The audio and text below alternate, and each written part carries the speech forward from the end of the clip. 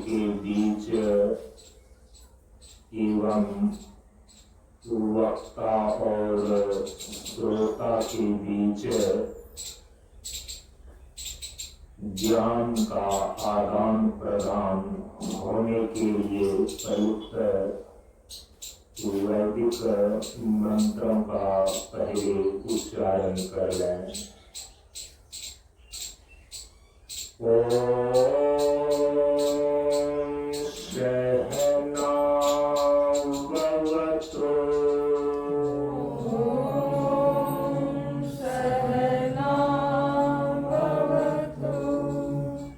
सहनौ भुनक्तु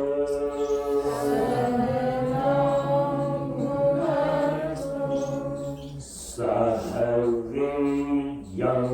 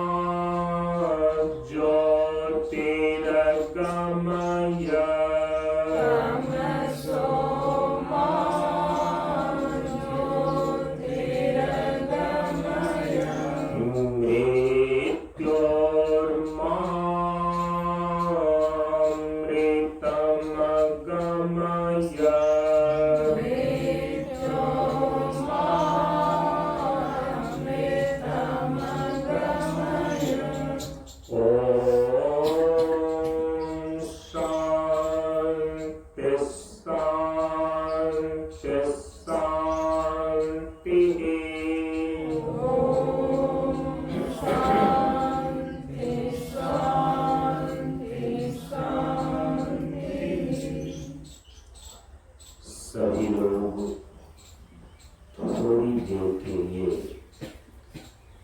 मौन एवं शांत रहे।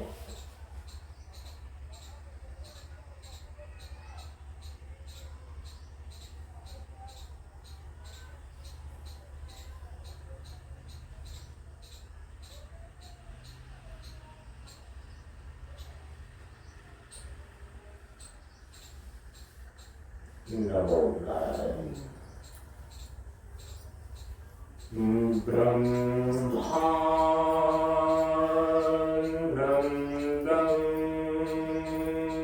परम सुखदं केवलं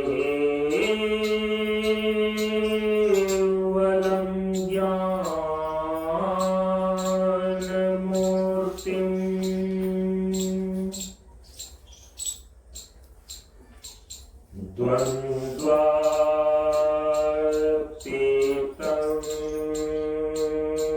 गगनसदृशं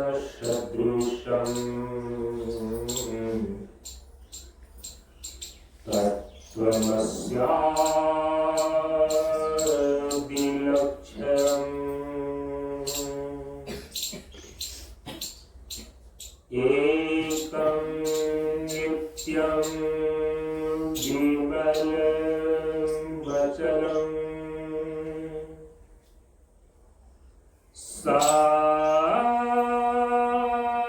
सर्वधि साक्षीभूतम्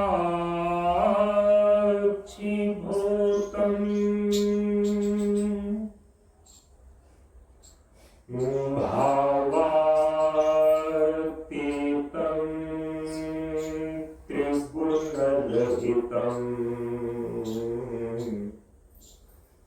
सद्गुरुं तं नमामि।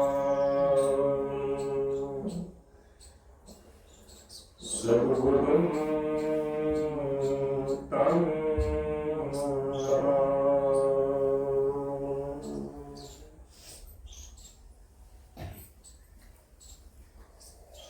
श्री गुरु चरण स्पर्श अनुभूति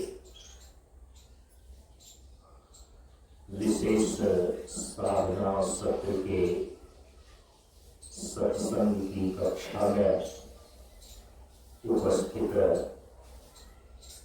श्रद्धालु सत्संग प्रेमियों एवं साधकगण, ज्ञान रहे गुणवान की संगत,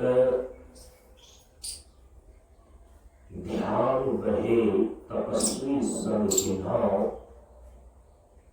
बुद्धि विवेक विचार रहे संत सन्यासी सुसज्जन तिन्हाओ। इसलिए ज्ञानी बेधय ज्ञान से, व्याधा बेधय तीर, सद्गुरु बेधय शब्द से भींगे सकल शरीर। प्रेमियों, हम सभी लोग प्रशांत योग आश्रम 50वां मंच पर 1 जनवरी से लेकर 14 जनवरी तक आयोजित विशेष साधना सत्र के सत्संग की कक्षा में उपस्थित हैं। हम सभी लोग इस बार इस विशेष साधना सत्र के सत्संग की कक्षा में पूर्व निर्धारित योग दर्शन के सूत्रों पर विचार कर रहे हैं। योग दर्शन के सूत्र पर विचार करने के लिए सर्वप्रथम सूत्रकार भगवान शेषावतार महर्षि पतंजलि का स्मरण पूर्वक मंगलाचरण कर लें।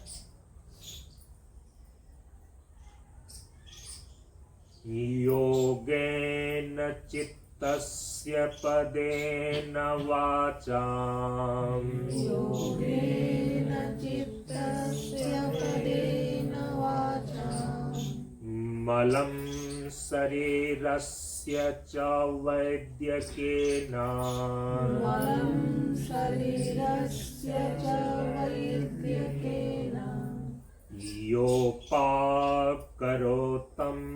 प्रवरं मुनिना, योपाकरोतं प्रवरं मुनिना, पतञ्जलिं प्राञ्जलिरानतोऽस्मि, पतञ्जलिं प्राञ्जलिरानतोऽस्मि, पतञ्जलिं प्राञ्जलिरानतोऽस्मि। पतञ्जलिं प्राञ्जलिरानतोऽस्मि। ओम।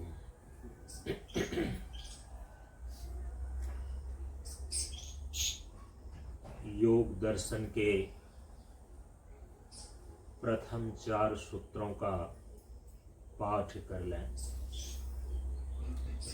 अथ योगानुशासनम्, अथ योगानुशासनम्, अथ योगानुशासनम्, योगानुशासनम्, योगश्चित्तवृत्ति निरोधः योगश्चित्तवृत्तिनिरोधः योगश्चित्तवृत्तिनिरोधः योगश्चित्तवृत्तिनिरोधः तदा द्रष्टः स्वरूपे अवस्थानम् तदा द्रष्टो स्वरूपेऽवस्थानम् तदा द्रष्टः स्वरूपे अवस्थानम् तदा द्रष्टो स्वरूपेऽवस्थानम् वृत्ते सारूप्यम इतरत्र वृत्ते सारूप्य इतरत्र वृत्ते सारूप्यम इतरत्र वृत्ते सारूप्यम् इतरत्र ओ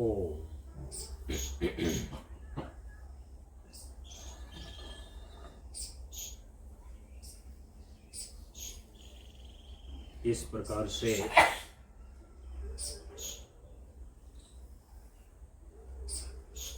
योग दर्शन के प्रथम समाधि पाद के इस दूसरे सूत्र योगश्चित्त वृत्ति निरोधः की व्याख्या के संदर्भ में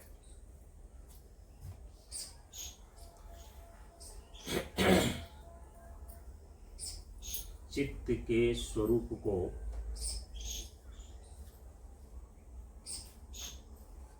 पिछले दो तीन दिन की कक्षाओं से यह विचार चल रहा है।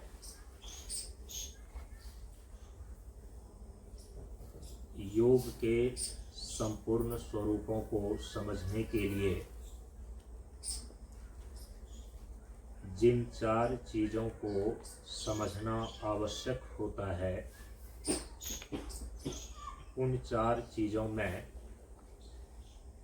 योग के सिद्धांत चतुष्टय के रूप में जो सबसे पहली चीज है वो है चित्त। यह चित्त जो हमारे शरीर के अंदर सूक्ष्म शरीर का एक सूक्ष्म हिस्सा अंतःकरण के रूप में विद्यमान है, इस चित्त का निर्माण कैसे हुआ है, इस चित्त तत्व की उत्पत्ति कैसे हुई है, सांख्य दर्शन और वेदांत दर्शन में जो तत्व उत्पत्ति का सृष्टि क्रम बतलाया गया है, उसके अनुसार से हम सभी लोगों ने समझा। ये बातें सामने स्पष्ट हुई। यह जो चित्त नामक वस्तु है, हमारे सूक्ष्म शरीर का अंतःकरण के रूप में, जिस चित्त में सुख दुख और मोह की अनुभूति होती रहती है, जिस चित्त में अविद्या और अहंकार का बीज विद्यमान रहता है, जिसके कारण से यह चेतन आत्मा पुरुष जीव संसार के बंधनों से बंधकर नाना प्रकार के दुखों को झेलने के लिए विवश होता है। जब इस चित्त के स्वरूप को ठीक ढंग से समझ करके चित्त की जो वृत्ति होती है,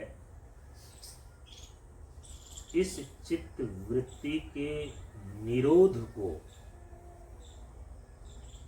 चित्त के वृत्तियों को रोकने में जो साधक सफल हो जाता है, यहाँ पर सूत्रकार आगामी सूत्रों के माध्यम से यह स्पष्ट कर देते हैं कि उनके जीवन से सुख, दुख और मोह की निवृत्ति हो जाती है। तो चित्त को ठीक ढंग से समझना आवश्यक है, क्योंकि इसी चित्त की वृत्ति के निरोध का नाम योग है। तो चित्त की उत्पत्ति कैसे हुई है, चित्त का निर्माण कैसे हुआ है, ये बातें स्पष्ट हो गई है। और जो लोग कक्षा में उपस्थित रहे तो सारी बातें नहीं भी स्मरण में हो तो कुछ कुछ महत्वपूर्ण बातें तो संस्कार के रूप में उनके स्मरण में अवश्य ही धारण हो ही जाती है। सांख्य और वेदांत दोनों की सृष्टि प्रक्रिया के द्वारा ये बातें सिद्ध है। यह जो चित्त नामक चीज है, यह जो चित्त नामक सूक्ष्म शरीर का सूक्ष्म हिस्सा है, यह त्रिगुणात्मक प्रकृति का प्रथम सात्विक विषम परिणाम है। विषम परिणाम माने प्रकृति का कार्य, प्रकृति का तत्वांतर रूप है यह चित्त। सामान्य शब्दों में ये कह सकते हैं कि यह जो चित्त है, कहीं कहीं पर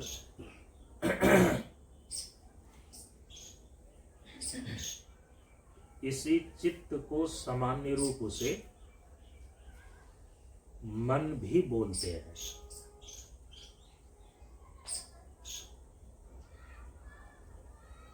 सामान्य रूप से लोग अपने मस्तिष्क के भीतर जो एक सूक्ष्म करण, एक सूक्ष्म इंद्रिय के रूप में मन काम कर रहा होता है, जिस मन के द्वारा हम सोचते हैं, जिस मन के द्वारा हम अपने भीतर इच्छा करते हैं, जिस मन के द्वारा हम विचार करते हैं, जो मन मनः एव मनुष्यानाम कारणम बंध मोक्षयो, जो मन हमारे जीवन के बंधन और मोक्ष का कारण है,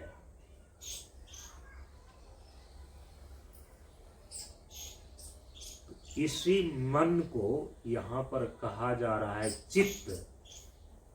तो सांख्य में जो महतत्व के रूप में समष्टि बुद्धि है, अहंकार तत्व के रूप में अहंकार तत्व है, और एकादश इंद्रियों के अंदर जो 11वां मन है, तो बुद्धि, अहंकार और मन, इस तीनों का ही सम्मिलित रूप यहाँ पर योग दर्शन में चित्त है।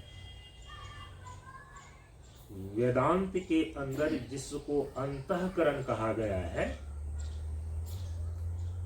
जिस अंतःकरण में 4 सूक्ष्म करण, 4 सूक्ष्म इंद्रियां हैं, मन, बुद्धि, चित्त और अहंकार। तो वेदांत ने जिसको अंतःकरण कहा गया है, यहाँ पर योग दर्शन में उसी को सूत्रकार ने चित्त कहा है। इतनी बातें ध्यान में रखनी चाहिए। अब दार्शनिक धरातल पर तो दार्शनिक शब्दों का प्रयोग करते हुए कई बातें कई तरीके से कही जाती है। आपको यदि दर्शन शास्त्र का अध्ययन अध्यापन करना है तो दर्शन शास्त्र में आए हुए जो शब्द हैं, दर्शन शास्त्र में जो बोलने की शैली है, तो उससे भी धीरे धीरे परिचित होना होगा, परिचित होते जाना होगा।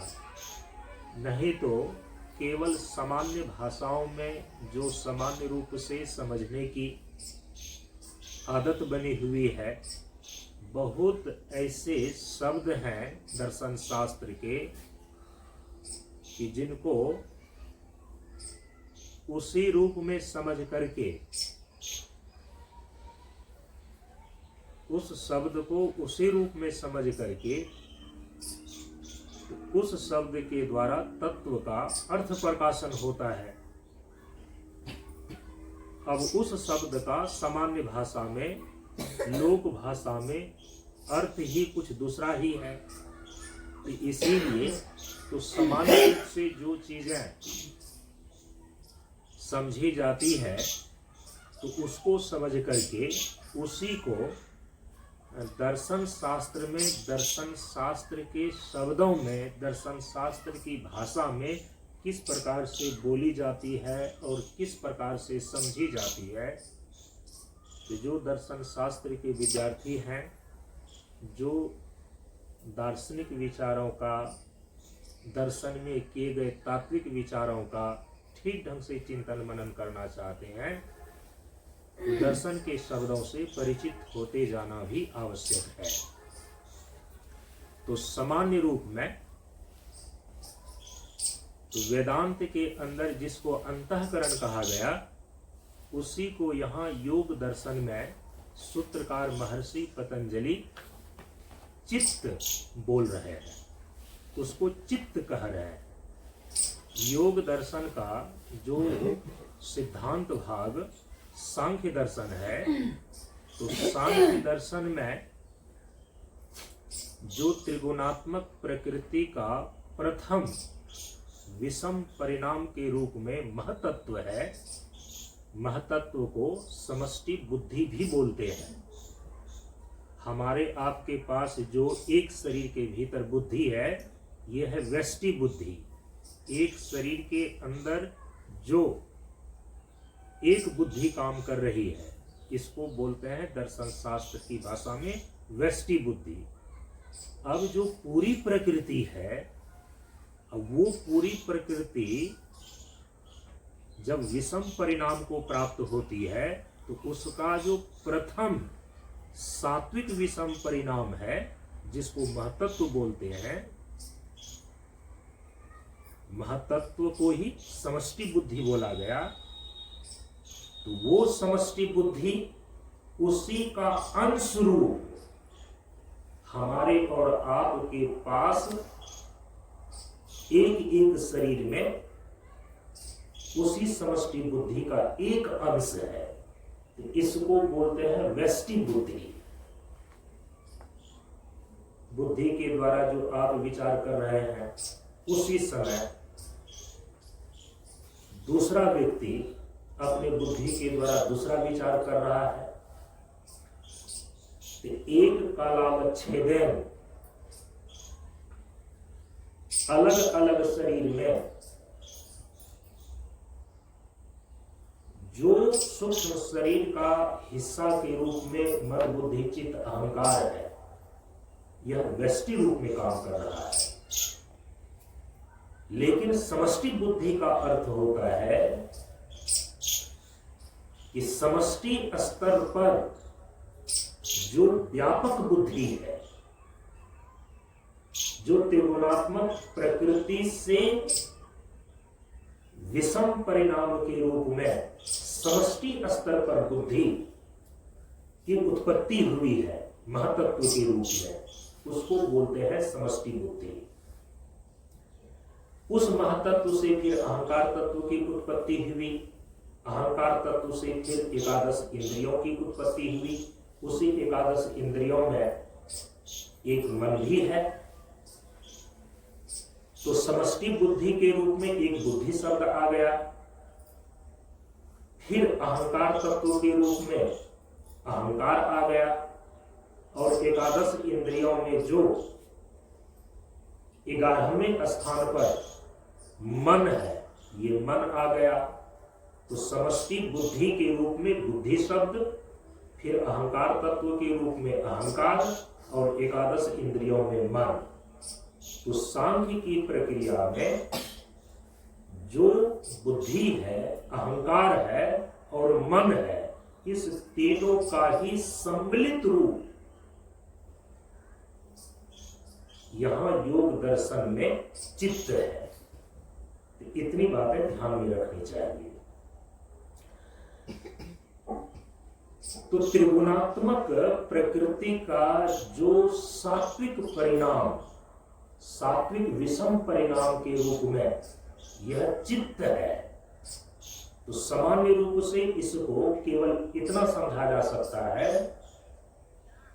कि प्रकृति के 3 गुणों में जो सत्व गुण है, उस सत्व गुण की प्रधानता से, उस सत्व गुण से चित्त का निर्माण हुआ है। प्रकृति के सत्व गुण से चित्त निर्मित है, इसीलिए इसको कहा सात्विक परिणाम। तो चूंकि यदि गुण है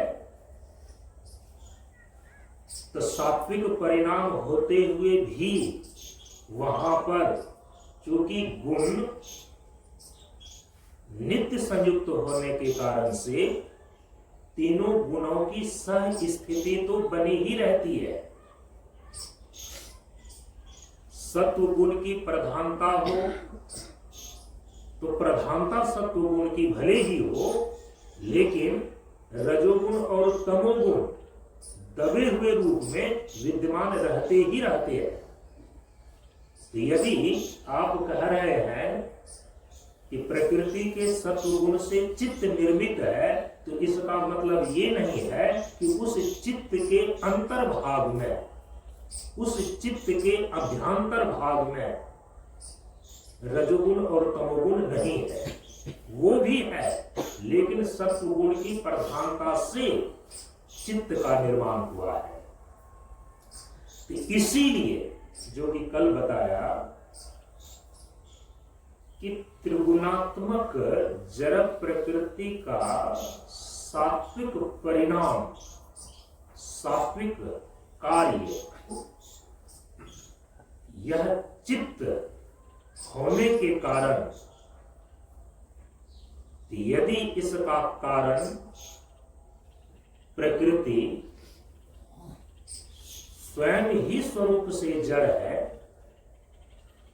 तो उसका जो कार्य रूप भले ही सात्विक हो, सत्व गुण का परिणाम हो, यह चित्त है तो प्रकृति का ही कार्य। यदि कारण प्रकृति ही स्वरूप से जड़ है, तो इसका जो कार्य रूप यह चित्त है, यह भी स्वरूप से जड़ है, यह अचित तत्व है। अब आगे जो योग दर्शन में ये बातें चित्त की महत्ता को प्रदर्शित करने के लिए बतलाई गई कि चित्त ही एक ऐसी चीज है जो जीवन और सृष्टि के जितने भी स्थूल और सूक्ष्म तत्व हैं, सबको जानने का, सबके यथार्थ स्वरूप का साक्षात्कार करने का यह चित्त ही एकमात्र साधन है, चित्त ही एक कर्म है। तो यदि यह चित्त त्रिगुणात्मक जड़ प्रकृति का कार्य रूप है, परिणाम है, तो चित्त भी स्वरूप से जड़ हो गया। और जड़ तो उसे कहते हैं जो न स्वयं को जानता है, न दूसरे को जानने की क्षमता रखता है, जो न स्वयं प्रकाश है, न दूसरे को प्रकाशित करने की योग्यता रखता है, तब हम उसको जड़ बोलते हैं। तो जब यह चित्त नामक वस्तु स्वरूप से जड़ है, अचित तत्व के रूप में है, तो फिर यह जीवन और सृष्टि के सभी सूक्ष्म और स्थूल तत्वों को जानने का कारण कैसे बनता है? जीवन और सृष्टि के सभी स्थूल और सूक्ष्म तत्वों के यथार्थ स्वरूप का साक्षात्कार करने का ये साधन कैसे बनता है?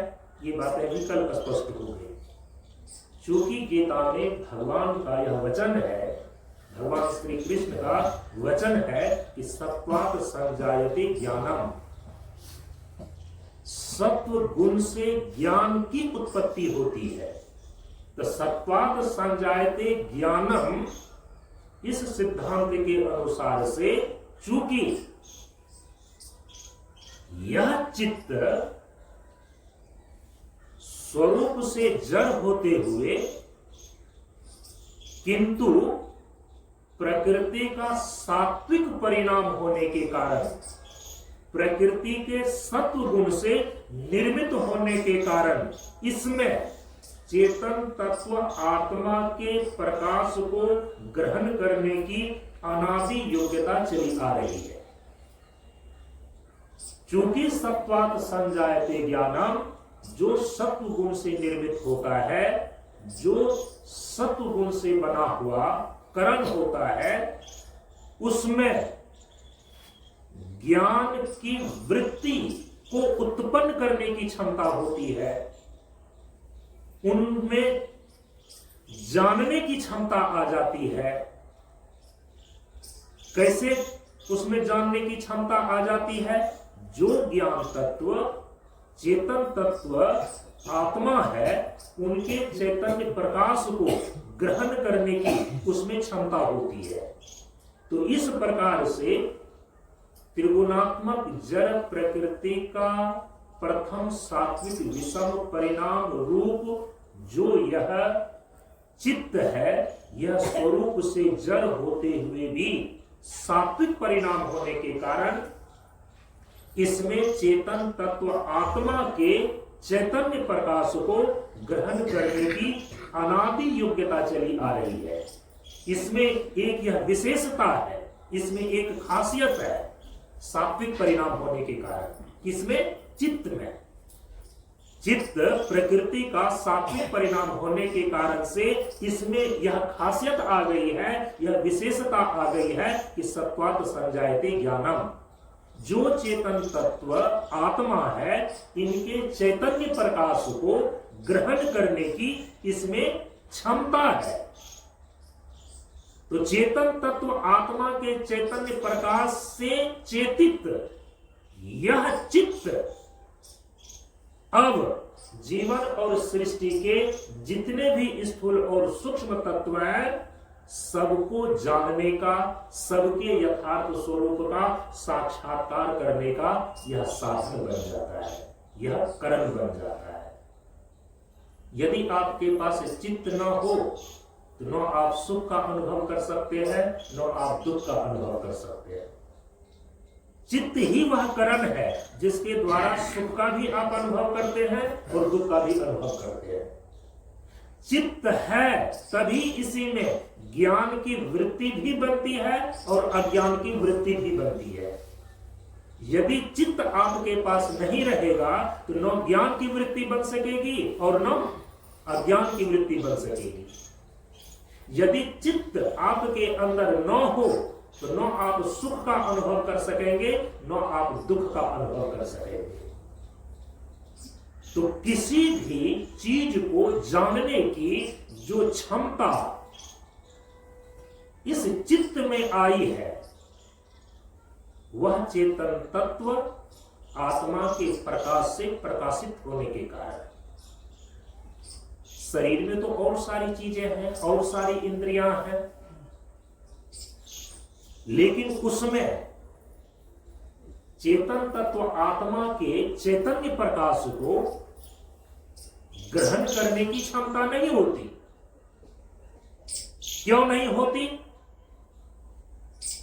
क्योंकि शरीर में वे सारे के सारे कर्म, शरीर के वे सारे के सारे अंग जो सात्विक परिणाम के रूप में नहीं है, जो प्रकृति के सत्व गुण से नहीं बना है, तो उसमें चेतन तत्व आत्मा के प्रकाश को ग्रहण करने की क्षमता नहीं होती है। जैसे कर्मेंद्रिय, जैसे प्राण, पंच प्राण, जैसे स्थूल पंच महाभूत, जैसे आपका यह स्थूल देह, ये सीधे चेतन आत्मा के चैतन्य प्रकाश को ग्रहण करने की क्षमता नहीं रखता। जो चेतन तत्व आत्मा है उनके प्रकाश को, जो चेतन तत्व आत्मा है उनके चैतन्य प्रकाश को, उनके ज्ञान को ग्रहण करने की, सीधे ग्रहण करने की क्षमता जिसमें है वो है चित्त। अब यह जो चित्त है ना, कल जहां पर कक्षा को विराम दिया गया था, अब वो विचार यहां से प्रारंभ हो रहा है। यह चित्त जो है मुख्य रूप से दो रूप में होते हैं। एक चित्त का होता है समष्टि रूप और एक चित्त का होता है व्यष्टि रूप। जैसे समष्टि बुद्धि और व्यष्टि बुद्धि होती है, तो सांख्य दर्शन में जिसको समष्टि बुद्धि कही गई, योग दर्शन में उसी को समष्टि चित्त कहा गया। तो चित्त के दो रूप हो जाते हैं, एक समष्टि चित्त और दूसरा व्यष्टि चित्त। एक एक व्यक्ति के शरीर में जो एक एक चित्त काम कर रहा है, एक एक इकाई के रूप में, हम उसको बोलते हैं व्यष्टि चित्त। आपके चित्त में इस समय जो वृत्ति बन रही है, दूसरे व्यक्ति के शरीर में जो चित्त है उसमें दूसरी प्रकार की वृत्ति बन रही है।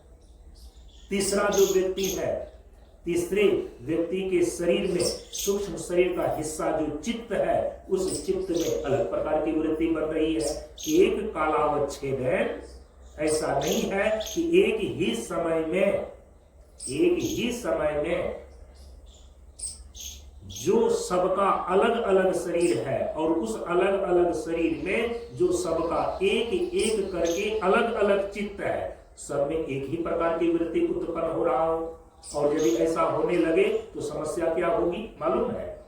यदि एक व्यक्ति एक समय में चित्त की वृत्ति दुख के रूप में हुआ, यदि एक व्यक्ति एक समय में दुख का अनुभव कर रहा है तो उसी समय में सारे के सारे लोग दुख का अनुभव करने लगेंगे।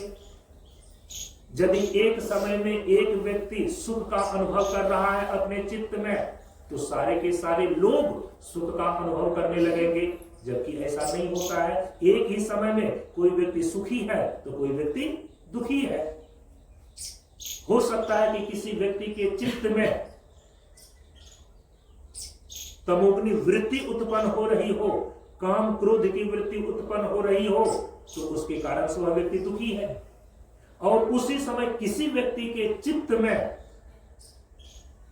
तो शांति और सुख की वृत्ति उत्पन्न हो रही हो, तो वो व्यक्ति उस समय सुख का अनुभव करेगा।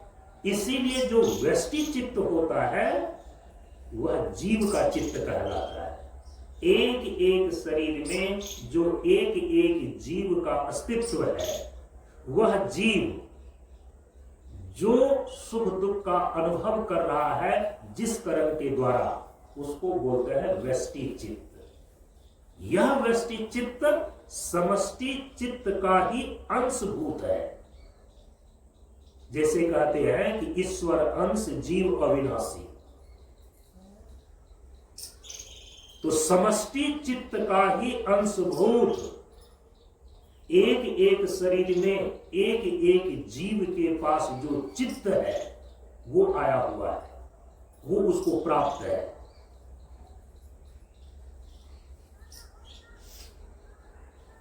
व्यष्टि चित्त यह जीवों के पास होता है।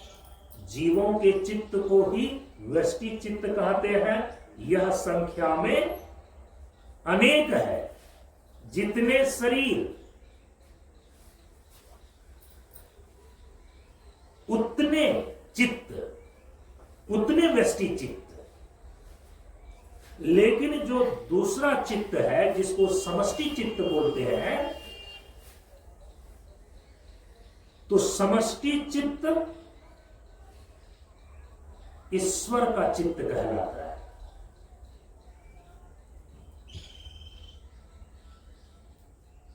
प्रकृति का जो प्रथम सात्विक परिणाम है,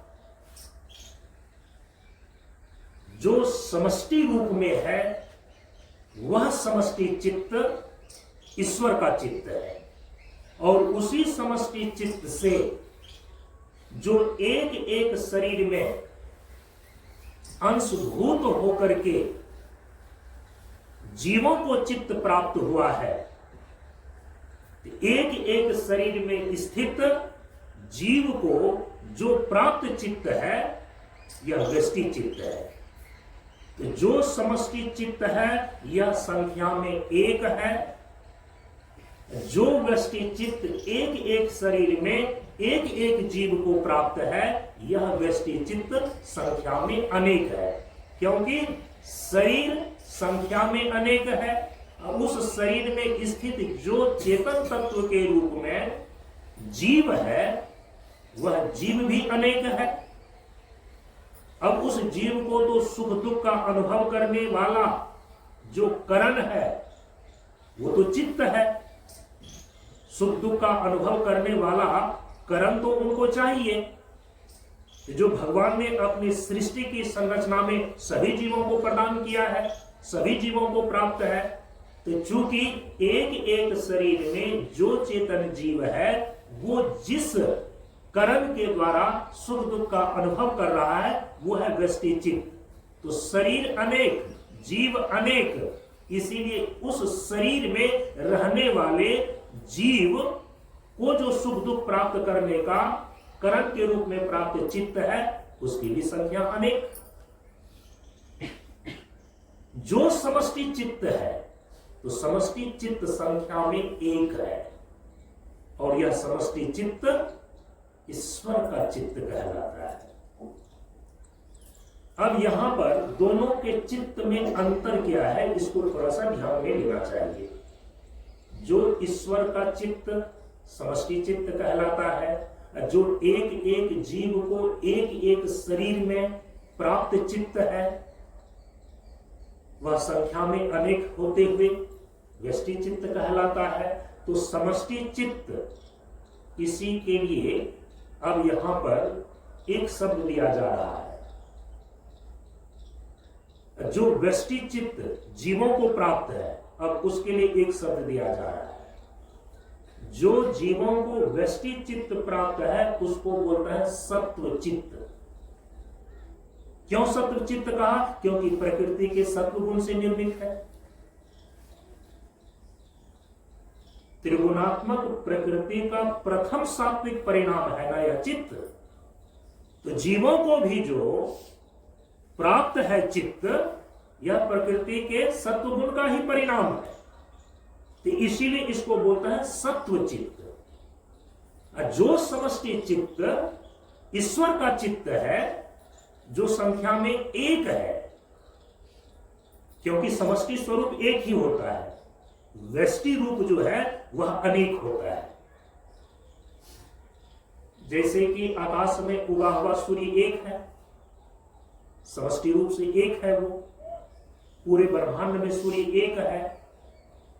अब जितने नदी और तालाब है, या जितने भी प्रकार के कोई प्रतिबिंब करने का जगह है, इस धरती पर यदि 1000 घड़े को पानी से भर करके रख दीजिए, तो 1000 घड़े में 1000 सूर्य दिखाई देगा। यदि उस घड़े में पानी का रंग अलग अलग है, तो आपको उस अलग अलग रंग वाले घड़े में सूर्य का प्रतिबिंब भी अलग अलग रंगों का दिखाई देगा। अब धरती पर रखे हुए जो 1000 घट है और उसके पानी में जो प्रतिबिंबित अलग अलग सूर्य है, तो उसकी तो संख्या अनेक हो गई। लेकिन समष्टि स्तर से महदाकाश में चमकने वाला जो सूर्य है वह तो एक ही है। तो उसी प्रकार से समष्टि चित्त तो एक है, लेकिन उसी समष्टि चित्त का अंशभूत जो व्यष्टि चित्त है यह अनेक है। समष्टि चित्त का ही प्रतिबिंब रूप एक एक शरीर में व्यष्टि चित्त के रूप में है। तो व्यष्टि चित्त जो जीवों को प्राप्त है इसको सत्व चित्त बोलते हैं। समष्टि चित्त जो ईश्वर का है इसको बोलते हैं विशुद्ध सत्वमय चित्त। विशुद्ध सत्वमय चित्त ईश्वर का होता है। केवल सत्व चित्त जीवों को होता है, जीवों को प्राप्त होता है। अब ये कहने का यहां पर अर्थ है कि जो समष्टि चित्त ईश्वर का है यह हमेशा सत्व की विशुद्धता को लिए हुए होता है। समष्टि चित्त को विशुद्ध सत्वमय चित्त इसीलिए कहा जाता है कि क्योंकि समष्टि चित्त में जो सत्व है, सत्व गुण की जो प्रधानता है यह हमेशा ही बनी रहती है। समष्टि चित्त सत्व की विशुद्धता को लिए हुए हमेशा बना रहता है। उसमें कभी भी ऐसा समय नहीं आता, कभी ऐसा नहीं होता कि सत्व गुण का प्रभाव कम हो गया, रजोगुण और तमोगुण उस पर प्रभावी हो गया। यदि सत्वगुण हो, सत्वगुण का परिणाम भी हो,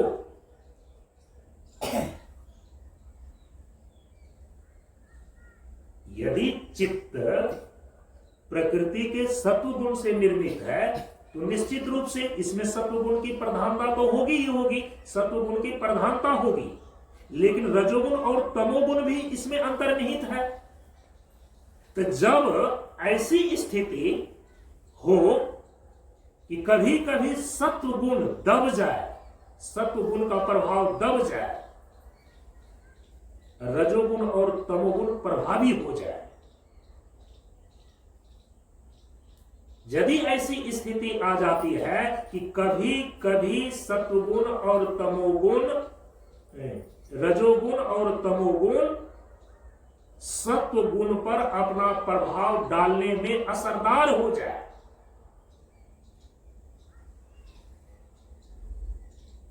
ऐसी स्थिति में उसको बोलते हैं विशुद्धता, सत्व की विशुद्धता को छोड़े हुए मलिन सत्व। एक है विशुद्ध सत्व और दूसरा है मलिन सत्व। इसका ज्यादा प्रयोग वेदांत करता है।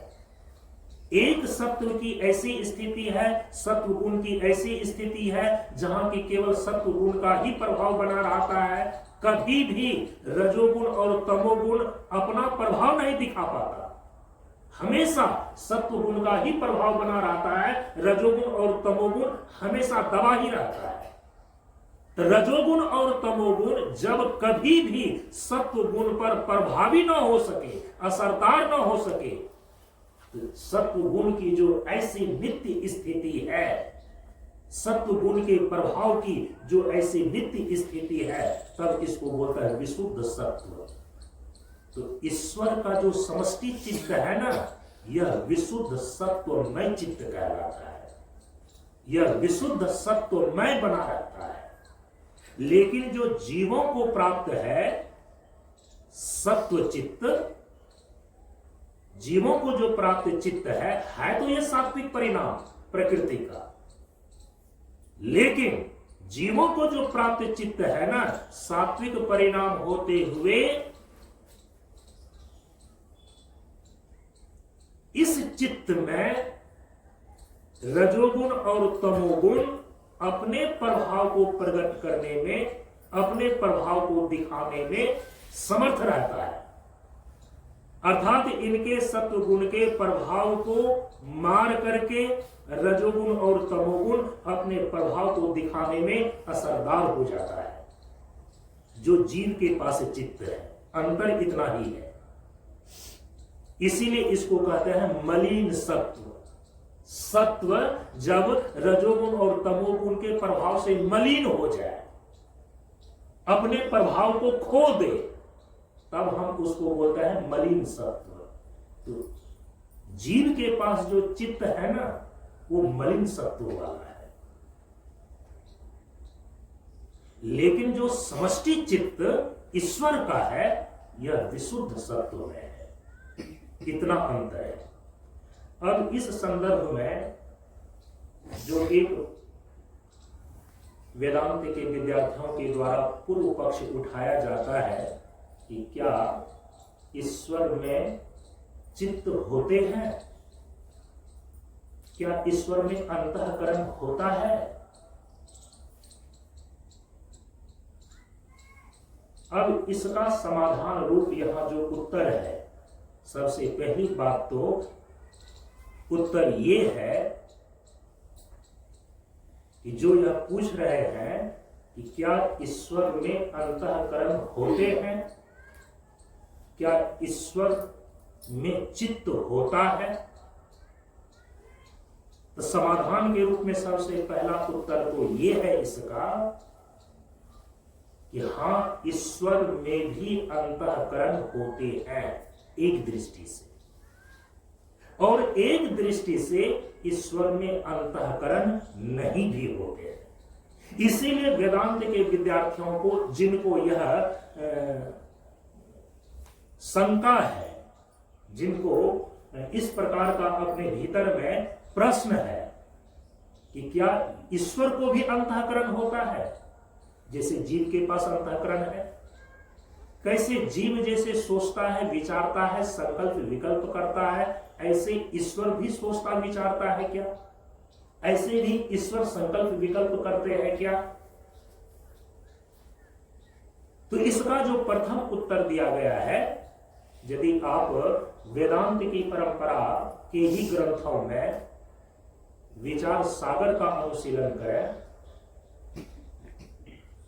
वृत्ति प्रभाकर का अनुशीलन करें,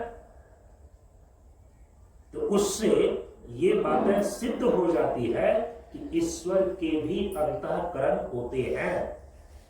लेकिन जीव अपने अंतःकरण का प्रयोग जैसे करता है, ईश्वर अपने अंतःकरण का प्रयोग वैसे नहीं करता। जैसे आप में संकल्प और विकल्प ये दोनों आपके चित्त में होते हैं, आपके मन में होते हैं, लेकिन ईश्वर का जो संकल्प होता है ना, वो विकल्प रहित होता है। ईश्वर का संकल्प हमेशा सत्य ही होता है, इसीलिए सत्य संकल्प वाला ईश्वर का अंतःकरण होता है। उसमें कोई विकल्प नहीं होता, उसमें कोई विपर्य नहीं होता। इतना अंतर है। जैसे कि अभी आपने देखा, जो जीव को प्राप्त चित्त है वह मलिन सत्व वाला है। जीव को जो प्राप्त अंतःकरण है उसमें कभी सत्व गुण का प्रभाव, कभी रजोगुण का प्रभाव, कभी तमोगुण का प्रभाव दिखता है, क्योंकि यह मलिन सत्व है, इसलिए इसको सत्व चित्त बोलते हैं। ईश्वर के पास जो ईश्वर का अंतःकरण है, ईश्वर के पास जो ईश्वर का समष्टि चित्त है, वह विशुद्ध सत्वमय होने के कारण उसमें हमेशा सत्य संकल्प ही बना रहता है। चूंकि रजोगुण और तमोगुण कभी भी सत्वगुण की स्थिति को भंग नहीं कर पाता, इसीलिए ईश्वर में जो सर्वज्ञता, सर्वशक्तिमानता और सर्वव्यापकता है, ये बाधित नहीं होती। जीव को जो व्यष्टि चित्त मलिन सत्व वाला है, इसमें कभी सत्व गुण का प्रभाव या किसी भी वस्तु के सत्व स्वरूप को समझने में समर्थ हो जाता है, कभी रजोगुण के प्रभाव से जीव का जो चित्त है, अंतःकरण है, विक्षेप से युक्त होने के कारण से काम क्रोध से भर जाता है, कई प्रकार के विकल्प निकल आते हैं। और कभी तमोगुण के प्रभाव से यदि जीव का चित्त प्रभावित हो गया तो तमोगुण के प्रभाव से आवर्णित होने के कारण से यह विभ्रम की स्थिति में भी पड़ जाता है। तो इसीलिए चित्त तो समष्टि चित्त के रूप में, समष्टि अंतःकरण के रूप में ईश्वर के भी होते हैं, लेकिन जीव के पास जो व्यष्टि चित्त है, जिस रूप में यह काम करता है, जिस स्तर का जीव के पास चित्त है, वैसा चित्त ईश्वर के पास नहीं है। ईश्वर के पास जो चित्त है वो समष्टि चित्त है और विशुद्ध सत्वमय चित्त है। यहां पर मैं एक उत्तर के रूप में ही प्रश्न उत्थापित करना चाहूंगा कि यदि आप ईश्वर में अंतःकरण नहीं मानेंगे, ईश्वर में यदि आप चित्त की स्थिति को नहीं मानेंगे, तो आप बताइए एको अहम बहुश्यामः तदैच्छत् स अकाम्यत्, इस श्रुति वाक्यों की संगति आप कैसे लगाएंगे? जो एको हम के रूप में वह अद्वितीय ब्रह्म है, स अकाम्यत् तदैच्छत्, उसने इच्छा ने किया, अब बहुश्यामा मैं अनेक हो जाऊं, इस प्रकार का संकल्प उसके अंदर आया। तो यदि अंतःकरण नाम की चीज नहीं होगी, ईश्वर के पास चित्त नहीं होगा, तो फिर सृष्टि का आदि संकल्प भी कैसे होगा? इसकी संगति फिर आप कैसे लगाएंगे? इसीलिए अब अंतःकरण को ईश्वर में न मानने का जो आपके पास कारण है, उसका निवारण करना चाहिए। ईश्वर में अंतःकरण न मान करके फिर श्रुति वाक्यों से जो असंगति का प्रश्न खड़ा होएगा, आपके लिए फिर इसका निवारण करना बहुत ही मुश्किल पड़ जाएगा। इसीलिए वृत्ति प्रभाकर और विचार सागर इत्यादि ग्रंथों के द्वारा ये बातें सिद्ध होती है कि ईश्वर में भी अंतःकरण होते हैं, ईश्वर के भी चित्त होते हैं, और ईश्वर का जो चित्त है वह समष्टि चित्त है, विशुद्ध सत्वमय चित्त है, जिसको लेकर के एको अहम बहुश्याम स अकाम्यत् तदैच्छत्, ये श्रुति वाक्य घटित होते हैं। तो अभी जो मैंने आपको कहा कि ईश्वर में अंतःकरण होते हैं, ईश्वर में चित्त होता है कि नहीं होता है, तो इसके उत्तर में दो बातें कही गई कि एक दृष्टिकोण से ईश्वर में अंतःकरण अर्थात चित्त होता है, क्योंकि यदि कि ईश्वर में अंतःकरण और चित्त की स्थिति नहीं मानेंगे, तो फिर एको हम बहुश्याम तदैच्छत् स अकाम्यत्, इस श्रुति वाक्यों की संगति नहीं लग सकती। इसीलिए ईश्वर का जो सगुण स्वरूप है, जिसको सोपाधिक ब्रह्म कहते हैं, तो ईश्वर के सगुण स्वरूप सोपाधिक ब्रह्म में समष्टि चित्त, समष्टि अंतःकरण होते हैं। लेकिन जो ईश्वर का निर्गुण स्वरूप है, जिसको निरुपाधिक ब्रह्म कहते हैं, इसमें अंतःकरण की स्थिति नहीं होती। तो ईश्वर के सगुण स्वरूप को मानने पर तो फिर अंतःकरण की स्थिति माननी पड़ती है। लेकिन जो ईश्वर का निर्गुण स्वरूप है, निरुपाधिक ब्रह्म के रूप में, उसमें भले ही अंतःकरण की स्थिति नहीं बनती, क्योंकि जो निर्गुण ब्रह्म है, जो निरुपाधिक ब्रह्म है, जो निर्गुण ईश्वर है, ईश्वर का जो निर्गुण स्वरूप है, उसके लिए तो श्रुति में यही वाक्य आता है कि निर्गुणम निष्क्रियम निरंजनम विभुम। निरुपाधिक ब्रह्म ईश्वर के निर्गुण स्वरूप को बताने के लिए ही श्रुति में एक वाक्य आया है, अवांग मनस गोचरम। उसमें वाक नहीं है, उसमें मन नहीं है, उसमें किसी प्रकार की इंद्रियां नहीं है। लेकिन जब ऐसा कहा जाता है कि ईश्वर में ये सब नहीं है, अवांग मनस गोचरम, वहां पर इंद्रियों का, अंतःकरण का जो निषेध किया गया है, वहां पर समझना चाहिए ईश्वर के निर्गुण स्वरूप निरुपाधिक ब्रह्म के विषय में कहा जा रहा है। लेकिन जो ईश्वर का सगुण स्वरूप है, तो ईश्वर के सगुण स्वरूप को तो कहते ही उसको है जब ब्रह्म त्रिगुणात्मिका प्रकृति व माया के साथ ब्रह्म के स्वरूप को सगुण ईश्वर कहा जाता है। यदि यह अंतःकरण त्रिगुणात्मक प्रकृति का परिणाम है, गुण का ही तो परिणाम हुआ ना, और ब्रह्म जब गुण के साथ होता है तभी हम उसको सगुण बोलते हैं। तो कई बार कार्य को कारण की संज्ञा प्राप्त हो जाती है। जो त्रिगुणात्मिका मूल प्रकृति अथवा माया है, यही समष्टि उपाधि बनती है ईश्वर का। तो जो निर्विशेष चेतन ब्रह्म है, यही सत्व रजस तमो गुणात्मिका मूल प्रकृति व माया इस समष्टि उपाधि से उपहित होने पर तब हम उसको वेदांत में बोलते हैं ईश्वर। यदि समष्टि उपाधि त्रिगुणात्मक है और उसी त्रिगुण का कार्य रूप है यह चित्त, तो कई बार कारण की संज्ञा कार्य को प्राप्त हो जाती है। यह विधा है, हमारे शास्त्रों में प्राप्त है संगति लगाने की। इसीलिए यदि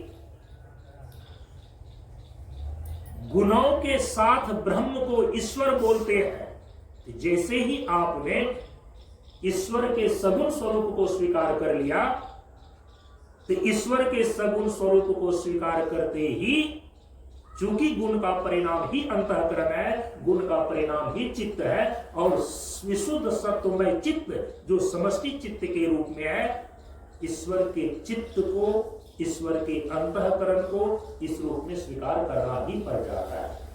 अच्छा, अब यह प्रश्न कि ईश्वर में अंतःकरण होते हैं, यह शंका क्यों बनी?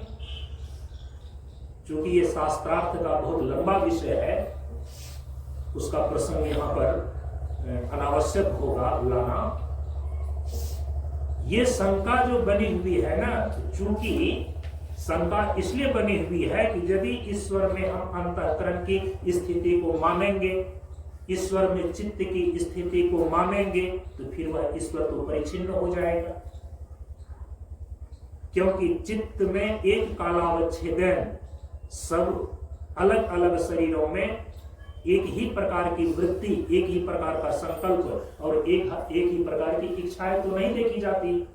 इसलिए तो कहा कि ये जीवों का चित्त है। लेकिन यही बात है, ईश्वर के चित्त में यदि आप लागू करेंगे तो ये बातें फिर वहां पर नहीं बैठेगी। ईश्वर के चित्त एक होते हैं, जीवों के चित्त से वो भिन्न है।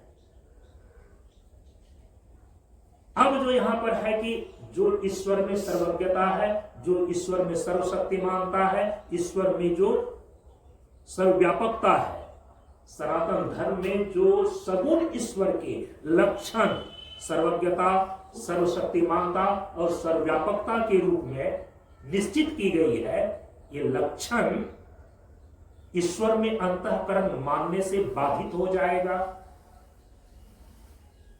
यह जो प्रश्न उठता है, यह जो शंका उठती है, इसका समाधान इस प्रकार से किया जा सकता है कि ईश्वर में अंतःकरण और चित्त को मानने के बाद भी ईश्वर की सर्वज्ञता, ईश्वर की सर्वशक्तिमानता और ईश्वर की सर्वव्यापकता बाधित नहीं होती। वेदांत सार नामक ग्रंथ में ये बातें स्पष्ट कर दी गई है कि जो ईश्वर की उपाधि त्रिगुणात्मिका प्रकृति या माया है, जो विशुद्ध प्रधान प्रकृति, विशुद्ध सत्व प्रधान प्रकृति है, वो ईश्वर की उपाधि है। इसीलिए उसको समष्टि उपाधि बोलते हैं। लेकिन जो मलिन सत्व प्रधान प्रकृति है, वो जीव की उपाधि है, इसलिए उसको निकृष्ट उपाधि बोलते हैं। विशुद्ध सत्व प्रधाना यह समष्टि उपाधि ईश्वर की होने के कारण उस विशुद्ध सत्व प्रधाना प्रकृति का यह खासियत है, उस समष्टि उपाधि की यह खासियत है कि जिसको वो उपहित करता है, उसके स्वरूप को वह आवरणित नहीं करता,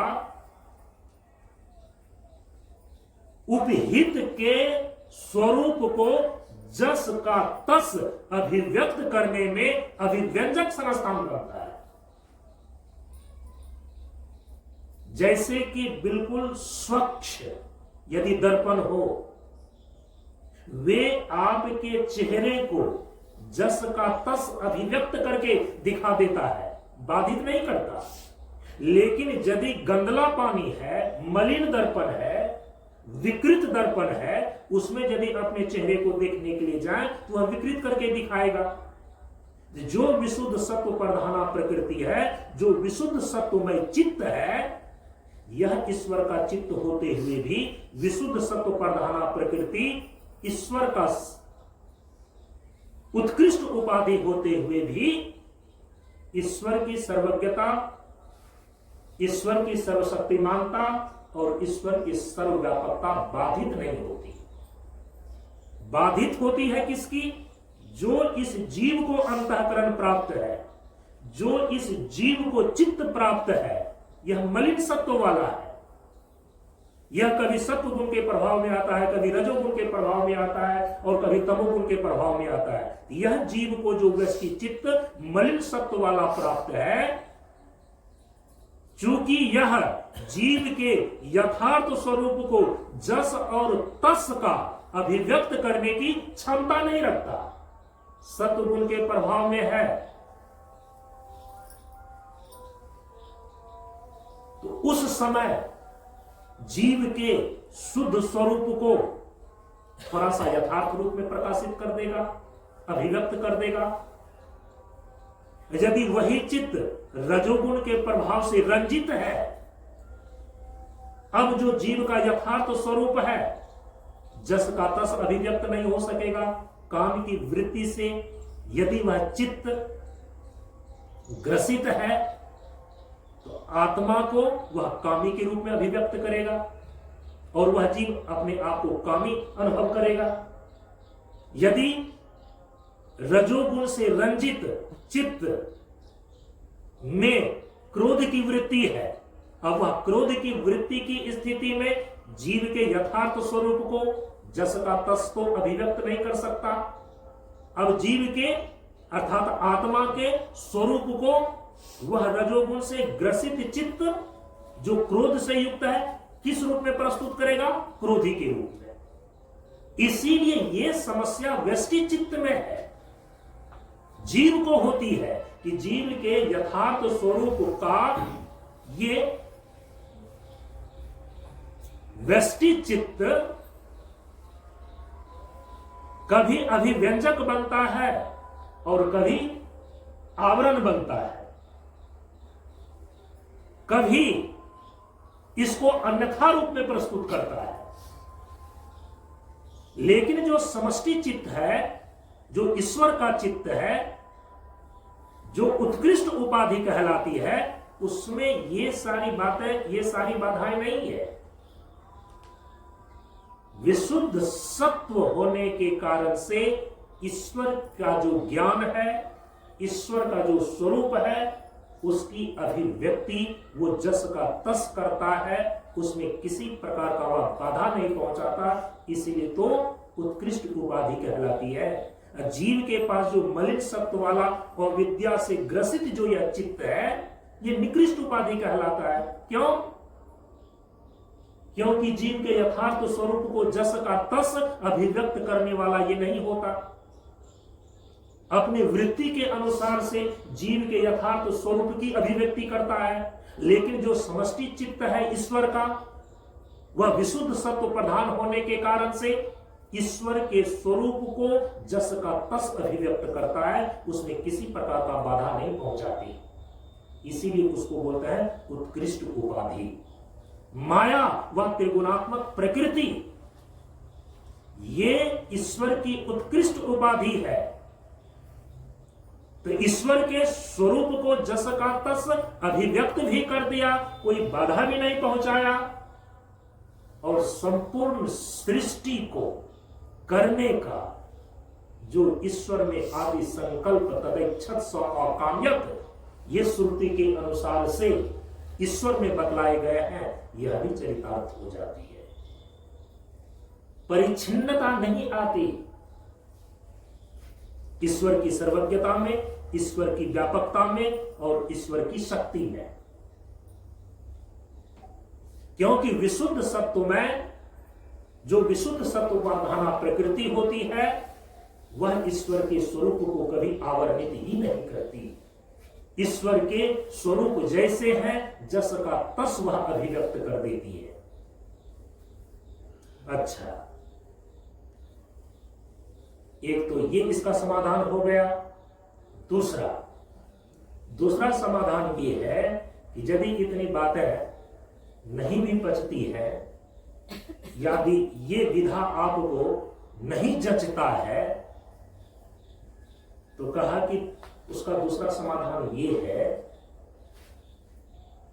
कि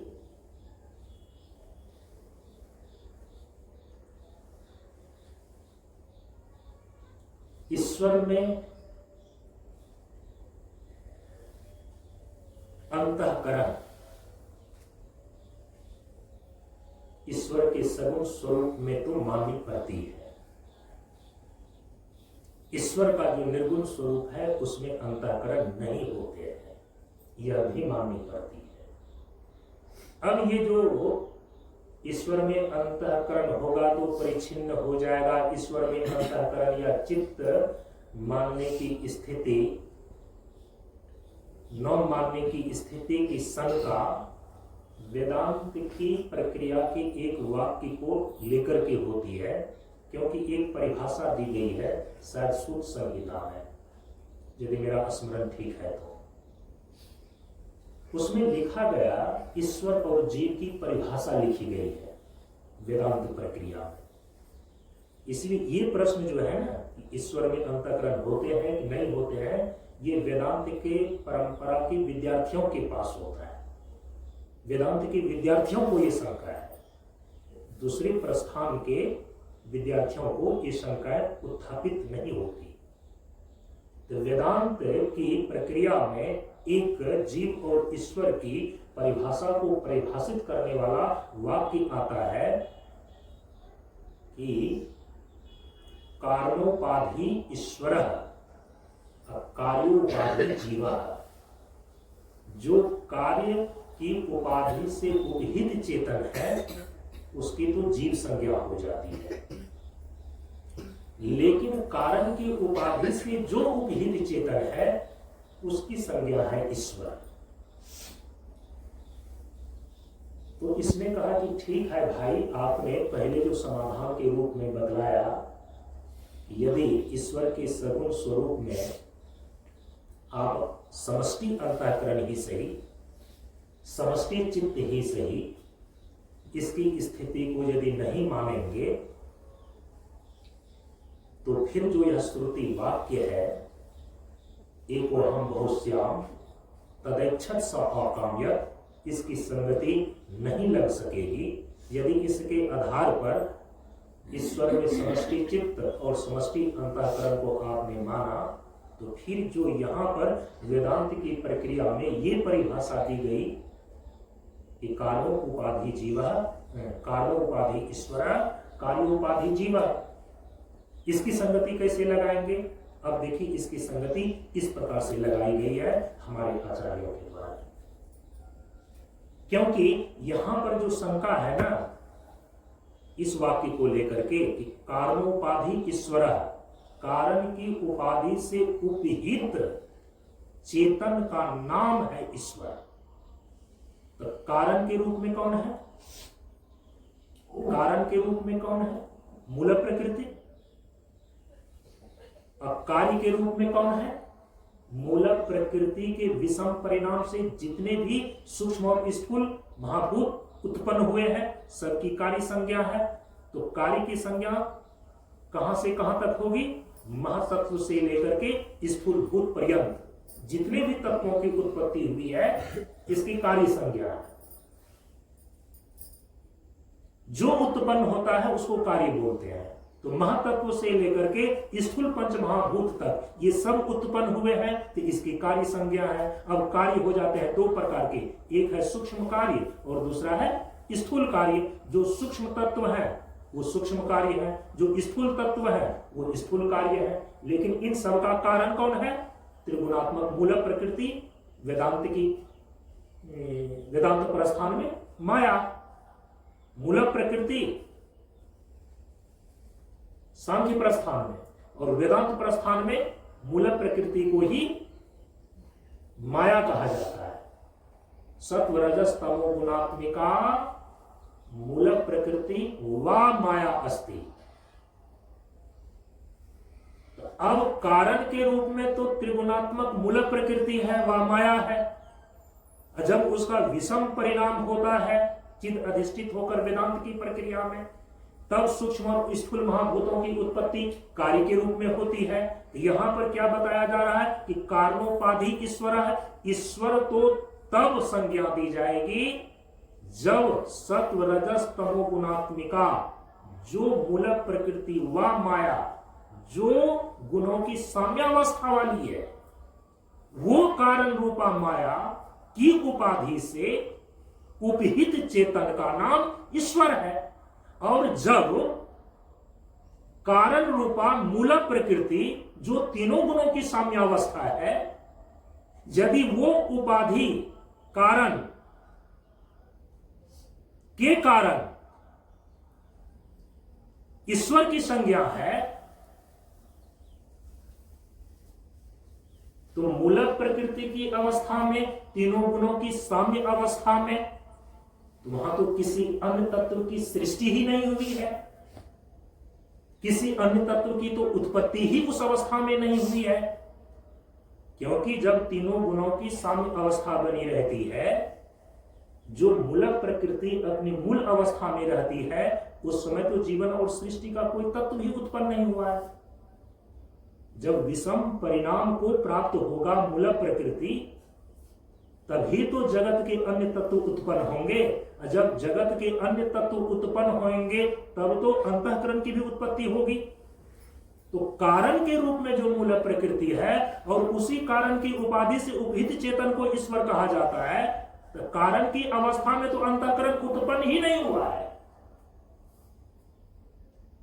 जिस कारण की उपाधि को लेकर के हम ईश्वर बोलते हैं, उस मूल प्रकृति जो त्रिगुण की साम्यावस्था कारण रूप है, वहां तो उस साम्यावस्था में किसी अन्य तत्व की उत्पत्ति ही नहीं हुई है, चित्त की उत्पत्ति ही नहीं हुई है, अंतःकरण बना ही नहीं है। तो फिर ईश्वर में अंतःकरण मान्य कैसे होगा? क्योंकि कारणोपाधि ईश्वर है। ईश्वर की उपाधि तो कारण है, और कारण के रूप में साम्यावस्था धारणी मूल प्रकृति है। और जब तक मूल प्रकृति साम्य अवस्था में बनी रहती है, वहां चित्त कौन पूछे, किसी भी तत्व की उत्पत्ति नहीं हुई है। जो चीज उत्पन्न ही नहीं हुआ, बेटा ही उत्पन्न नहीं हुआ, तो बेटा वाला कहां से कहलाएगा। यदि पुत्र उत्पन्न हो तब तो पुत्रवान कहलाएगा, अंतःकरण उत्पन्न हो तब तो अंतःकरण वाला कहलाएगा।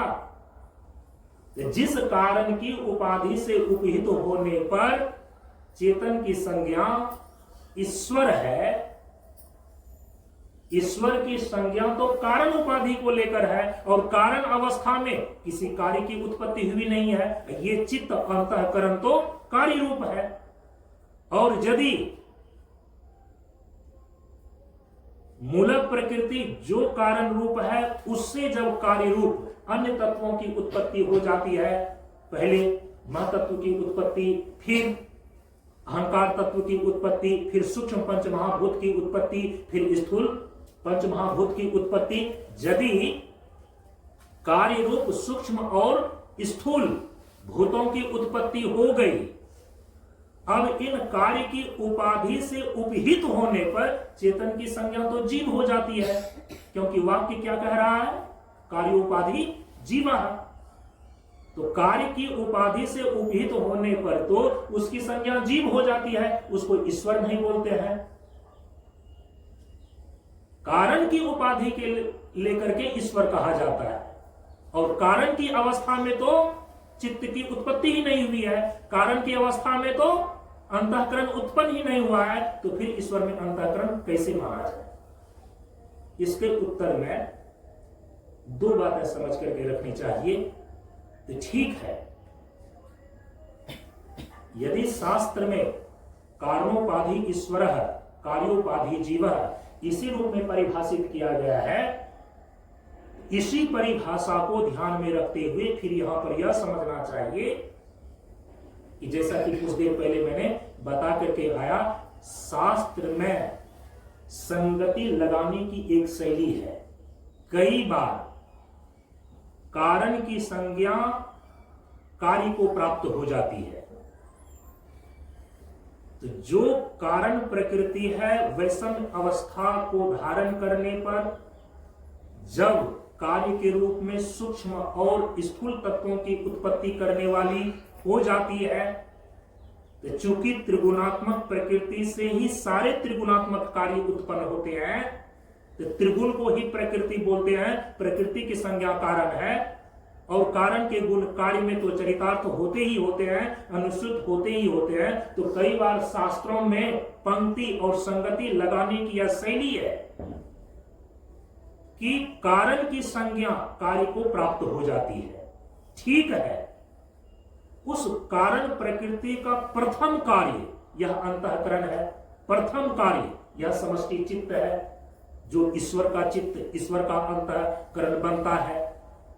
तो यहां यद्यपि अंतःकरण और समष्टि चित्त कारण रूपा प्रकृति का प्रथम कार्य है, लेकिन कारण की संज्ञा कभी कभी कार्य को प्राप्त हो जाती है।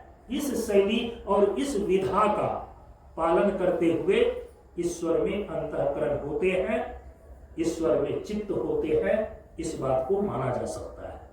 अब दूसरी चीज, यदि आप हठ करके बैठ जाए कि नहीं मैं इस शैली का प्रयोग नहीं करूंगा, तो अब उनके लिए कहा जा रहा है कि यदि कारण की उपाधि को लेकर के ईश्वर की संज्ञा है और कार्य की उपाधि होने पर तो जीव संज्ञा हो जाती है, तो फिर इसके अनुसार से आपको यह मानना चाहिए कि जहां पर ईश्वर में अंतःकरण को माना गया है या ईश्वर में चित्त को माना गया है, वहां ईश्वर का हिरण्यगर्भ स्वरूप प्रदर्शित किया गया है।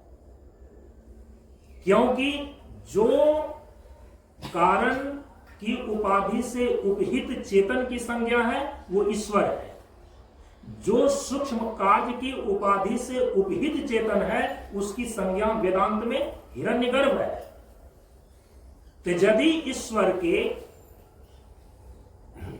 कारण उपाधि जो मूलक प्रकृति को लेकर के है, जहां पर अंतःकरण अभी उत्पन्न ही नहीं हुआ, चित्त बना ही नहीं। यदि इस बात को मान करके ही आपको चलना है तो समझना चाहिए कि कार्योपाधि जीवः के रूप में जो यहां पर बताया जा रहा है, तो जीव में सबसे उत्कृष्ट और सबसे प्रथम जीव हिरण्यगर्भ है। क्योंकि जो सूक्ष्म कार्य महत्त्व इत्यादि है, उनकी उपाधि से उपहित चेतन का नाम हिरण्यगर्भ है। तो समझना चाहिए कि जब ईश्वर में अंतःकरण कहा जा रहा है, ईश्वर में चित्त कहा जा रहा है, तो वहां ईश्वर का कौन सा स्वरूप है? हिरण्यगर्भ वाला। एक ये समाधान उसको दिया जा रहा है। अब अंतिम में जो तीसरा समाधान है वो ये है कि यदि आपको ये लगता है कि अंतःकरण को मानने से, चित्त को मानने से ईश्वर परिच्छिन्न हो जाएगा, या ईश्वर की सर्वज्ञता, सर्वशक्तिमान मानता और सर्वव्यापकता ये बाधित हो जाएगी, इसका तो एक उत्तर पहले ही दिखा दिया गया कि विशुद्ध सत्वमय जो चित्त होता है वह स्वरूप को जस का तस अभिव्यक्त करने की क्षमता रखता है। ईश्वर का जो चित्त है, समष्टि चित्त विशुद्ध सत्वमय होने के कारण से ईश्वर के स्वरूप का वह बाधक नहीं बनता। उसकी सर्वज्ञता, सर्वशक्तिमानता और सर्वव्यापकता जस की तस बनी रहती है। क्यों बनी रहती है? अब उसी का उत्तर है कि कोई भी चीजें परिच्छिन्न, सीमित कब हो जाती है? जीव में अंतःकरण है, ये परिच्छिन्न है, सीमित है, इनका ज्ञान सीमित है, इनका अनुभव सीमित है, इनकी शक्ति सीमित है, इनका क्षेत्र सीमित है। यदि आप कहते हैं कि अंतःकरण को मानने से परिच्छिन्नता आ जाएगी, इसीलिए हम ईश्वर में अंतःकरण नहीं मानेंगे, ईश्वर में चित्त की स्थिति मानने योग्य नहीं है, तो एक तो ईश्वर में जो चित्त का स्तर है, चित्त का जो स्वरूप है, वह व्यष्टि चित्त से बिल्कुल भिन्न प्रकार का है, विशुद्ध सत्वमय चित्त है। दूसरी चीज है, अंतर ये है कि ईश्वर में अंतःकरण होते हुए भी वह परिच्छिन्न क्यों नहीं होता, वह सीमित क्यों नहीं होता? उसका उत्तर हमारे आचार्यों ने बतलाया है। जैसा कि मैंने कहा, विचार सागर और वृत्ति प्रभाकर जो वेदांत परंपरा के ग्रंथ हैं, इसका अनुशीलन करें तो इससे ये बातें आपको मालूम चल जाती है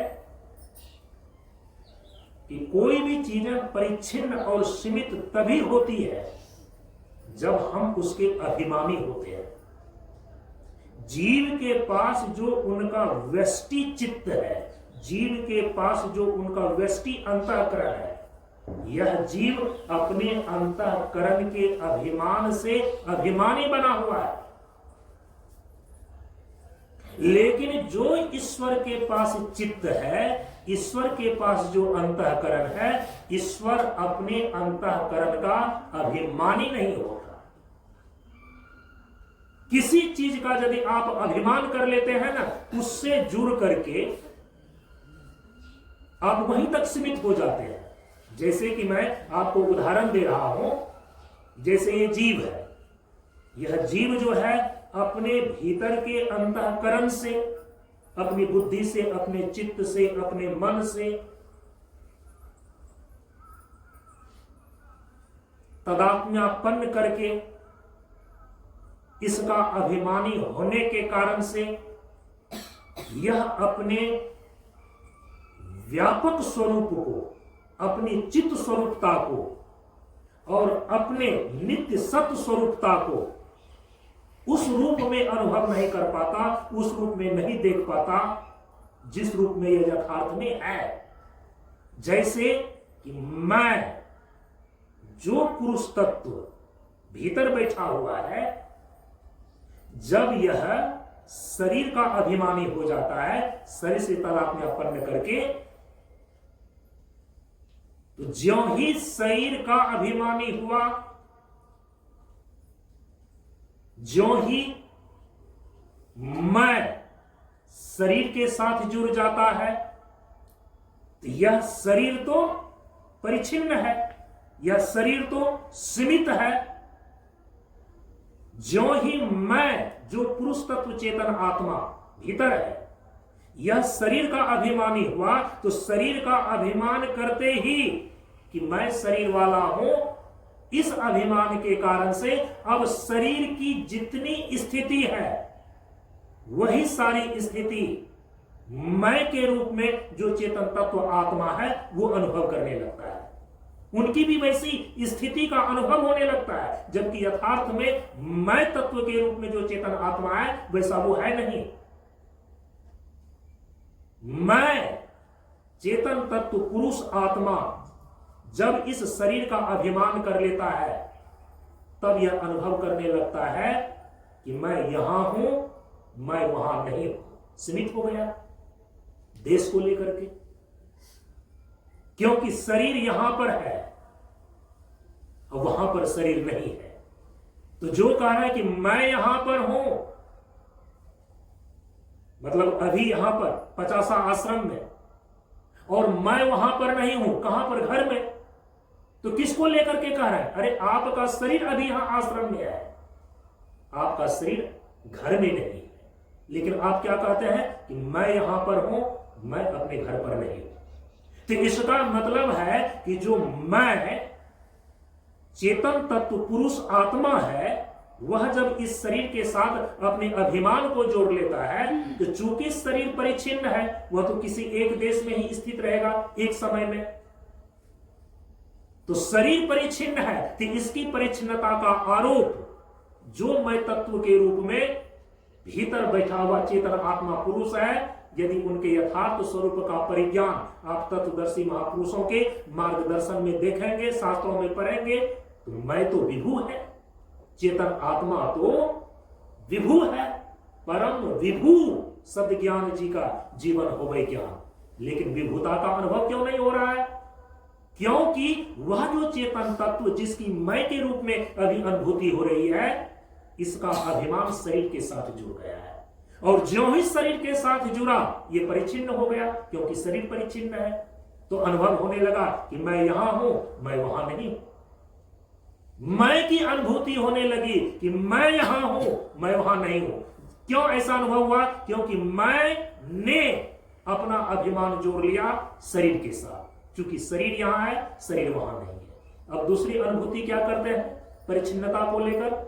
जब मैं शरीर का अभिमान कर लेता है, जब मैं शरीर से तादात्म्यपन्न हो जाता है, अब यह शरीर जो है अभी है, अभी जन्म लेकर के, अभी जब तक जीवन जी रहे हैं अभी है। कहेंगे कि यह शरीर जन्म के पूर्व नहीं था और मृत्यु के बाद नहीं रहेगा। इसका आरोप आप अपने मैं तत्व चेतन आत्मा के ऊपर भी कर लेते हैं।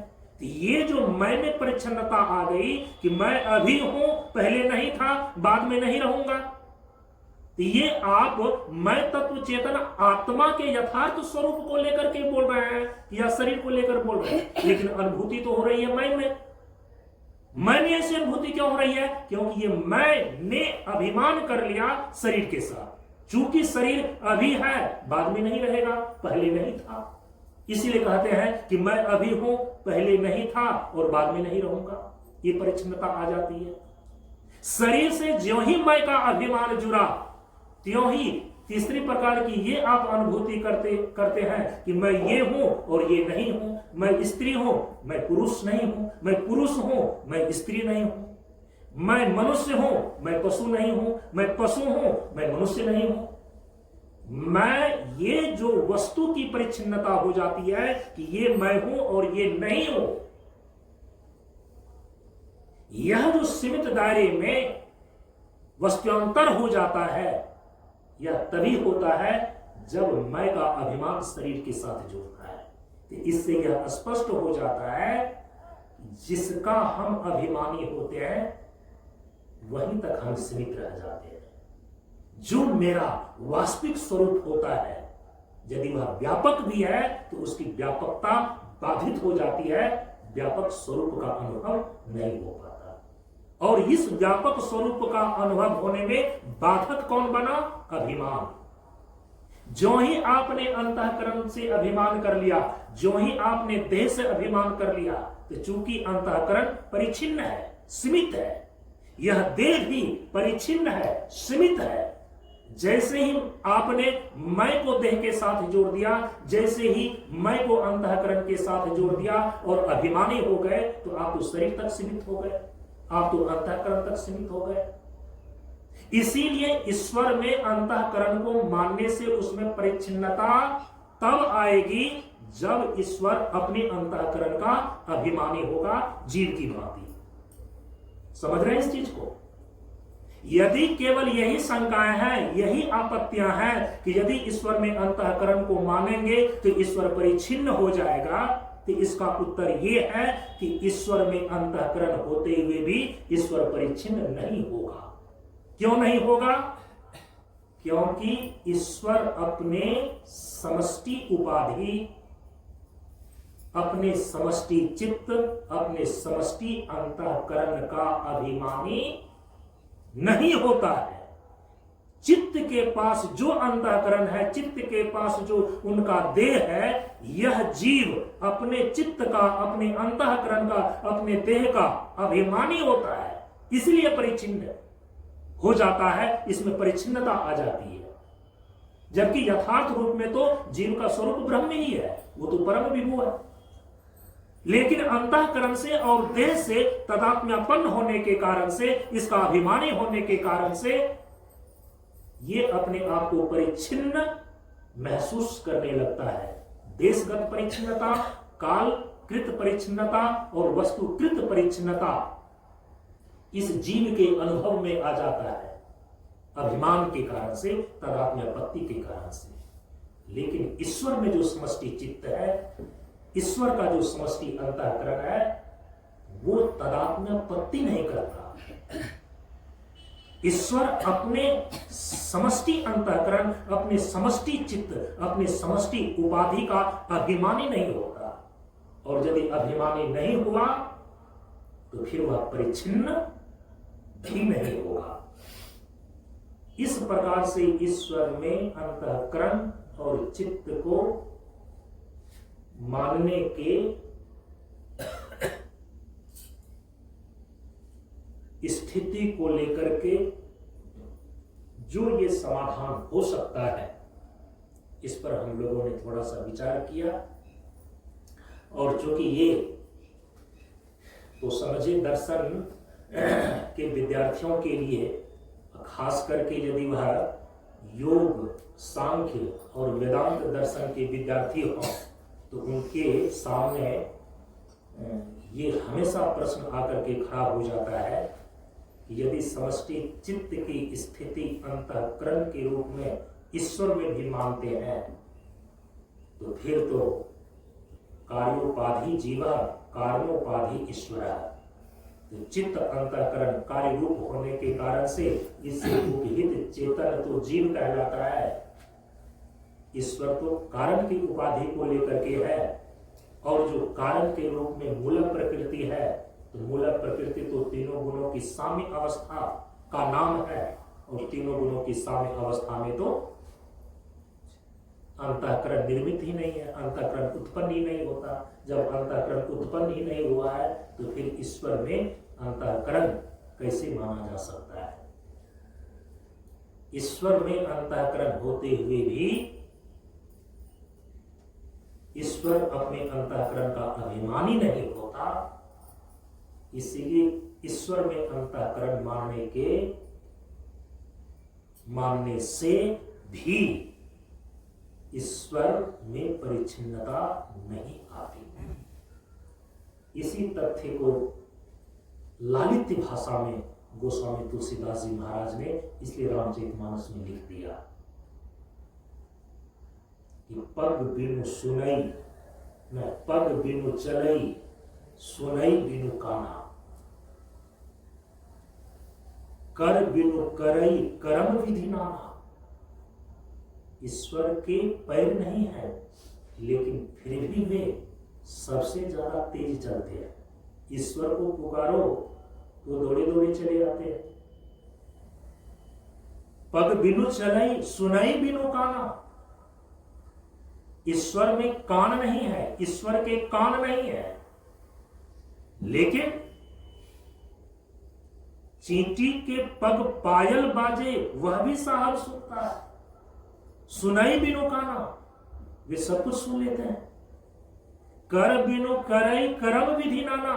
ईश्वर के हाथ नहीं है, लेकिन संसार के सारे कर्मों को करने वाले कर्ता धर्ता वही कहलाते हैं।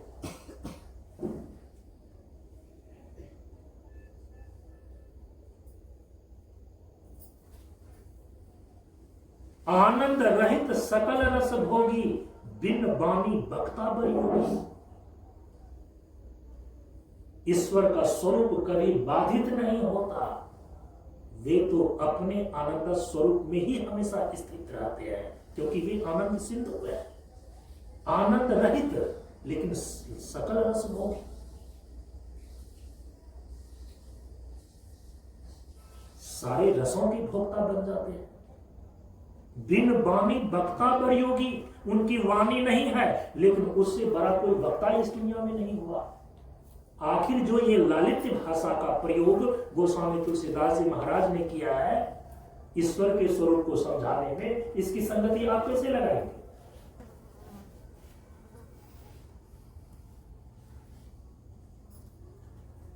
ईश्वर में सब कुछ है, लेकिन ईश्वर उसका अभिमानी नहीं है। समझ रहे हैं इस चीज को?